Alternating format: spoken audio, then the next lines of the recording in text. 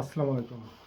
আমার সন্তানেরা আমাকে খুব উন্নত, দামি, রংচটা পোশাক পরাতে চায়, দামি জুতা পরাতে চায়, হেয়ার স্টাইল করাতে চায়, অন্যভাবে সাজিয়ে লোকালয়ে ঘুরে বেড়াতে বলে। অর্থাৎ আমাকে নকল মানুষ সেজে মানুষের ভিতরে তারা পাঠাতে চায়, কারণ তাদের পিতা একজন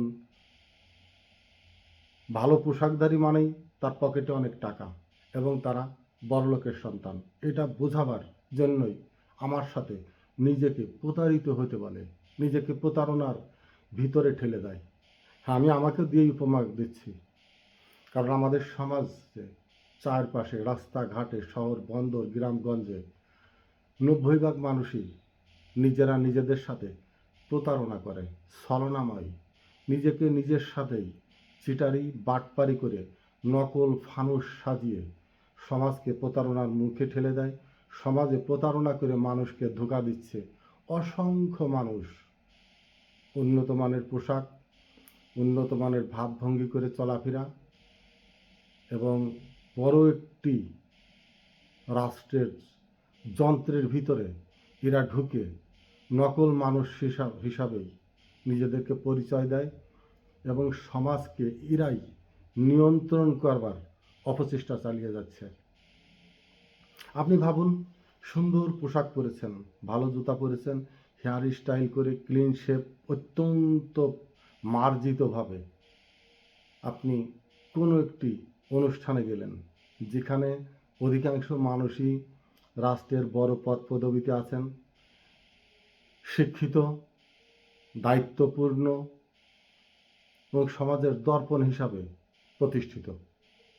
আপনি পোশাকের জোরে সেখানে গিয়ে একটি চেয়ারে বসলেন, আপ্যায়িত হলেন, কিন্তু আপনাকে যখন আহ্বান করা হলো মঞ্চে দাঁড়িয়ে তাদের উদ্দেশ্যে দুটি কথা বলতে, আপনি উপস্থাপনই করতে পারলেন না। সালাম দিয়ে তাদের ভিতরে কথা বলবার যে ইন্ট্রোডাকশনটা, প্রাথমিক যে উপস্থাপনাটা, নিজেকে পরিচিত করে কথা বলবার সেটুকু মেধাও আপনার ভিতর নেই। তাহলে পোশাকটি অপমানিত হলো নাকি আপনি নিজে অপমানিত হলেন? কিন্তু আপনার পরনে পোশাক যাই হোক না কেন, যে বেশেই আপনি থাকেন না কেন, আপনি চেয়ারে না বসে যদি দর্শকের সারিতেও দাঁড়িয়ে থাকেন এবং দর্শকের সারিতে দাঁড়িয়েই বক্তাদের বক্তব্য শুনছেন, তাদের যুক্তি তর্ক শুনছেন, তারা কি আপনাকে মোটিভেট করতে চায় সেটা বোঝার চেষ্টা করছেন, এবং এক সময় আপনি দেখলেন তারা যে লেভেলের কথা বলছে, তারা যে লজিক দিচ্ছে, তাদের মেধার যে উচ্চতর সীমারেখাটা সেটা আপনার থেকে অনেক নিচু, অনেক কম যুক্তিযুক্ত, অনেক কম উপস্থাপনা ভাষার অভাব, বাক্য গঠনের অপারগতা, যুক্তিতে অপরিপক্ষ, বিভিন্নভাবে নিজেদেরকে যেটা না মঞ্চস্থ করা হয়েছে, যে দামি মঞ্চ তৈরি করা হয়েছে তার থেকে অনেক নিম্নমানের পরিবেশনা হচ্ছে সেখানে। আপনি যদি সেখানে বলেন, যে অবস্থায় থাকেন, আমি আপনাদের সামনে দুটি কথা বলতে চাই, যদি তারা ভদ্র মহাশয়, বুদ্ধিমান এবং সসম্মানে সম্মানিত হন, তাহলে আপনাকে তারা সেখানে আমন্ত্রণ জানাবেন এবং আপনাকে অবশ্যই কথা বলবার সুযোগ দেবেন। সেই পরিস্থিতিতে যে টপিকের উপরে আলোচনা হচ্ছিল, আপনি যদি সেই টপিকটি ধরে তাদের থেকে উচ্চতর জ্ঞানসম্পন্ন বক্তব্য রাখতে পারেন, আপনার পোশাক নয়, সেখানেই আপনি প্রকৃত পক্ষে সম্মানিত হবেন। আপনি জ্ঞানীদের সারিতে দাঁড়ালেন, আপনি মানব সভ্যতার একটি চূড়ান্ত লাইনের শীর্ষে আপনার মানসিকভাবে দণ্ডায়মান একটি চিহ্ন হয়ে যাবে ওই অবস্থানিক কেন্দ্রে। পোশাক মানুষকে অহংকারী করে তোলে। পোশাক মানুষকে ক্ষণস্থায়ীভাবে নিজেকে নকল মানুষ হিসাবে মানুষের সামনে উপস্থাপিত হতে সহায়তা করে, কিন্তু তার ভিতরে, সেই পোশাকের ভিতরে যে খাঁচাটি রয়েছে, যে দিব্য মানুষের মানব দেহটি রয়েছে, সেটা যদি মূর্খ গর্দভে ভরা হয়, সেটা যদি আবর্জনা হয়, সেটা যদি নিম্নমানের মতবাদ, মনোক্ষেপ বিভিন্নভাবেই ছল চাতুরিতে ভরা হয়। একদিন, 2 দিন, 3 দিন আপনি মানুষের কাছে একজন প্রতারক হিসাবে সমাজে, আপনার এলাকায়, মহল্লায় এবং ওই ধরনের যে কোনো অনুষ্ঠানে, ফাংশানে আপনি চিটার বাটপার হিসাবেই পরিগণিত হবেন। আপনার রাষ্ট্রীয় পরিচয় আছে, যারা ক্ষমতা আছে, সেখানে পদ পদবি আছে, সেখানে দাঁড়িয়ে কথা বলতেই পারেন, কিন্তু আপনার কথা শ্রোতা কত ভাগ শুনবে সেটা চিন্তনীয় বিষয়। আপনাকে কি গোগ্রাসে শুনছে কেউ? অন্যমনস্কভাবে শুনছে কেউ? আপনাকে যদি জানে আপনি একজন চিটার, বাটপার, প্রতারক এবং আপনার ওই পোশাকের নিচে অত্যন্ত সীমিত বুদ্ধিমত্তায় রয়েছে, যা আমার মেধার তুলনায় আপনি অনেক নিম্নমানের, সেখানে কি আপনার বক্তব্য শুনতে আমি অভ্যস্ত হব? এই যে নকল মানুষ সেজে থাকা রাষ্ট্রকে ধ্বংস করে দেয় তিলে তিলে, একটি সমাজকে ধ্বংস করে দেয় তিলে তিলে। এই নকল মানুষেরাই সমাজকে নেতৃত্ব দিতে চায়। রাজনীতির বড় একটি অংশ দখল করে আছে তারাই, যারা নিজেদেরকে কোমরে চাবুক রেখে, কোমরে চাকু রেখে, পিস্তল রেখে এবং তাদের এই অপশক্তির সমন্বয় ঘটিয়ে একটি শক্তিতে রূপান্তরিত করে সাধারণ মানুষদেরকে ভীত সন্ত্রস্ত করে রাখে। পুরা দেশটাই যেন একটি মাফিয়া চক্রের ভিতরে নিমজ্জিত হয়। আমাদেরকে এই রাহুগ্রাস থেকে মুক্তির একমাত্র উপায় নিজেদেরকে স্বস্থানে সঠিক অবস্থান খুঁজে বের করা এবং নিজেকে সাহসী, নির্ভীক নাগরিক হিসাবে পরিচিত করে তোলা।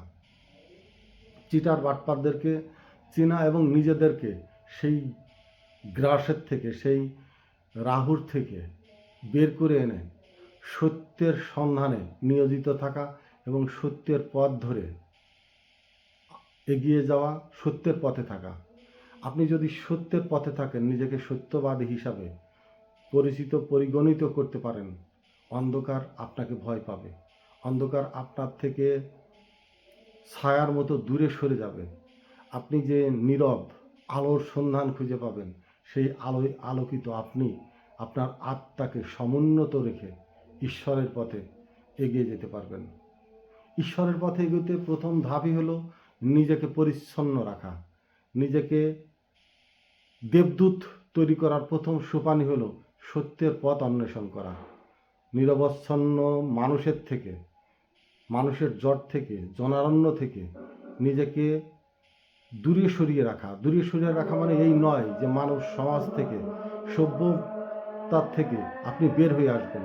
আপনার চারপাশে মানুষ গিজগিজ করুক, মানুষ ঘুরে বেড়াক, আপনি তার ভিতরে একজন হেঁটে যাচ্ছেন, সেখানেও আপনি আপনার মতোই একাকিত্বের সন্ধানে যদি নিয়োজিত থাকেন, সেখানেও আপনি আলাদা যদি থাকেন, সেখানেও যদি আত্মিকভাবে আপনি সত্যের ধ্যানে নিমজ্জিত হন, সত্য আপনাকে খোলসমুক্ত করে যে আলোর পথ প্রদর্শন করাবে, সেখানে কে শহীদ, কে গাজী, কে মৃত্যু, লাশ সব একাকার হয়ে যাবে। আপনার যে পথ নিজের ভিতরে আবিষ্কৃত হবে, সে সত্যের আলোর পথেই আপনার আত্মা ধাপিত হবে। আপনার ভিতরে ভয়, কম্পন, ত্রাস, লোভ, লালসা আর কোনো কিছুই থাকবে না। নিজেকে উদ্ধার করা, নিজেকে সব থেকে আলাদাভাবে বহির্প্রকাশ ঘটানোই আত্মার মুক্তি। আত্মার মুক্তি হলো স্বাধীনতা। এই স্বাধীনতা বিরল। দাসত্বের থেকে স্বাধীনতার পথ অত্যন্ত কঠিন। দাসত্ব যে কোনো মুহূর্তেই হতে পারেন। যে কোনো মুহূর্তে একজন মানুষের পায়ের ললাটে আপনি লেলিয়ে পড়তে পারেন, লেহন করতে পারেন, জি জি হাঁ হাঁ ছাড় করতে পারেন। কিন্তু সেই শক্তির সামনে দাঁড়িয়ে না বলে আপনি ঘাড় ঘুরিয়ে মাথা উঁচু করে বের হয়ে চলে আসা অত্যন্ত কঠিন। আপনার পিঠে চাকু করতে পারে, আপনার পিঠে পদচিহ্ন করতে পারে, আপনার গায়ে পাথর, ইট বিচ্ছিন্নভাবে বিক্ষিপ্ত আকারে আপনাকে ক্ষত বিক্ষত করে তুলতে পারে। সমাজ আপনাকে টিটকারি দেবে, সমাজ আপনাকে অবহেলা করবে, ঘৃণা করবে, এই জন্য যে সে সমাজ নিয়ে চলে না, সে সামাজিক জীব নয়। অথচ সবচেয়ে সমাজের সভ্য এবং ভদ্র ব্যক্তিটি আপনি, ওরাই সেটা জানে না। আপনার থেকে ওদের দূরত্ব অনেক অনেক। যদিও আপনার ঘরের পাশে তাদের ঘর, আপনার একই দোকান থেকে তারাও বাজার করছে, একই রাস্তায় দিনরাত্রি চলছেন, কিন্তু তার ভিতরেও আপনার রাস্তা অন্যটি, তাদের রাস্তা অন্যটি। আপনার চোখের দৃষ্টি দিয়ে যা দেখেন তারা সেটা খুঁজে পায় না। অর্থাৎ সত্যের আলো আপনার ভিতরে নিহিত, সত্যের আলো তারা অন্ধকার দেখে। সত্য বলার সৎসাহস আপনাকে স্রষ্টার বাণীর মতো অনর্গল অমেয় স্বাদের মতো শ্রুতিমধুর হবে, কিন্তু মিথ্যা, ধামাচাপা, চিটারি খুব ক্ষণস্থায়ী। সেটা আপনাকে অলংকৃত করে না, আপনাকে ধিক্কৃত জানায়, আপনাকে ঘৃণিত করে সমাজে, সংসারে। আপনি আপনার সন্তানের কাছে মাথা উঁচু করে কথা বলতে পারবেন না যদি আপনি চিটারি, বাটপারি বা অসত্যের ভিতরে নিয়োজিত থাকেন, কারণ ওই সন্তান অবশ্যই একসময় আপনাকেই প্রতিহত করবে। আপনি একজন মিথ্যুক, আপনি আমার পিতা হলেও আপনি মানব সমাজের কলঙ্ক। এর থেকে মুক্তির জন্য প্রতিটি মানুষকেই সততা এবং সত্যের পথে এসে নির্ভীক একজন নাগরিক হিসাবে নিজেকে দাঁড় করাইতে হবে, শির দাঁড় উঁচু করে। বলবীর চিরোন্নত মমশির, এটা কাজী নজরুল ইসলামের কবিতা, কিন্তু এটা সর্বময়, সর্বজন ব্যাপিত, সর্বজন বিদিত একটি শব্দ, প্রতিটি মানুষের জন্যই যেটা উপযুক্ত। গণতন্ত্র আমাকে দাসত্ব বানায়, আমাকে বিক্রি করে দেয়। গণতন্ত্র আমাকে মানুষের চামচামি করবার পথ আগলে দেয়। আপনি লক্ষ্য করবেন, যতগুলো গণতান্ত্রিক দেশ আছে সব উচ্ছৃঙ্খল, মারামারি, কাটাকাটি, রাহাজানির ভিতরে। এই বিশ্বের ভিতরেও ইউরোপ নিশ্চুপ স্বর্গে বাস করে যাচ্ছে তারা। তাদের রাষ্ট্র পদ্ধতি কী, রাষ্ট্র পরিচালনার পদ্ধতি কী? মধ্যপ্রাচ্যে যদিও বিদেশি শত্রু তাদেরকে ঢুকে অনেক ক্ষতিগ্রস্ত করতে চায়, তারপরেও তাদের রাষ্ট্র চালানোর পদ্ধতিগত দিক কত উন্নত, কত স্বর্গ রাজ্যের মতো পরিচালিত হচ্ছে। আমরা দিন দিন দাসত্বের দিকে ধাবিত হচ্ছি, আমরা দিন দিন বিবেককে কৃতদাস বানিয়ে ফেলছি, আমরা দিন দিন আইন শৃঙ্খলায় এতটা পরিবেষ্টিত হয়ে পড়ছি যে, এতটা শৃঙ্খলিত হয়ে যাচ্ছি যে আমার মানব সত্তাকে বিকিয়ে নিয়ে যাচ্ছে একেবারে সেই গাধার গলায় দড়ির মতো। আইন আমাকে গাধা বানিয়ে ফেলছে, আইন আমাকে শৃঙ্খলিত করতে করতে প্রকাশ্য দাসে পরিণত করে ফেলছে। নাগরিকত্ব উপহারের মাধ্যমে রাষ্ট্র আমাকে তার শ্রমিক বানিয়ে ফেলছে, আমার বিবেককে বিকৃত করে দিচ্ছে বিভিন্ন প্রলোভন দেখিয়ে। যে আত্মা প্রলোভনে প্রলম্বিত হয়, প্রলোভনে ধ্বংস হয়ে যায়, সে আত্মা সত্যের সন্ধানে কোনো দিনই পথ খুঁজে পাবে না। মানব সভ্যতার ইতিহাস যেটা বলে সেটা একটাই পথ, নিজেকে চেনা, নিজের অস্তিত্বকে আবিষ্কার করা, নিজের ভিতরে যে শিক্ষা, যে জ্ঞান, সেটাই আমাকে স্মার্টনেস করে তুলবে। আমি কথা বলতে পারি, আমার ভিতরে যেটুক প্রজ্ঞা আছে সেটুকুই আমি পরিষ্কারভাবে, পরিশুদ্ধভাবে বহিঃপ্রকাশ ঘটাতে পারি। এটুকুই আমার মেধা, এটুকুই আমার চলার পাথেও। আমি যদি আমার মেধা, আমার কথা, আমার জীবনযাপনের দায়িত্বভার আরেকজনের হাতে অর্পণ করি, সুপে দেই, কিছু একটা পাবার লোভে, আমি বিকৃত হয়ে গেলাম, আমি ধিক্কৃত হয়ে গেলাম। আমি আমার কর্তৃত্ব অবশ্যই কোনো মানুষের হাতে তুলে দিতে বিন্দুমাত্র সম্মতি নই। আমি নকল পোশাক পরে, নকল মানুষ সেজে সমাজের নকল নেতা, উদ্যোক্তা বা বুদ্ধিমান কোনো পারদর্শী ব্যক্তি হওয়ার পক্ষে নই। আমি নীরবেই চলতে চাই, কিন্তু যেটুকু সুদীপ্তবাতি আমার ভিতরে প্রদীপ হয়ে জ্বলজ্বল করে জ্বলবে, সেটুকুই যেন সমুন্নত থাকে, সেইটুকুই আমার ভিতরে ঈশ্বরের অবস্থান। আসসালামু আলাইকুম।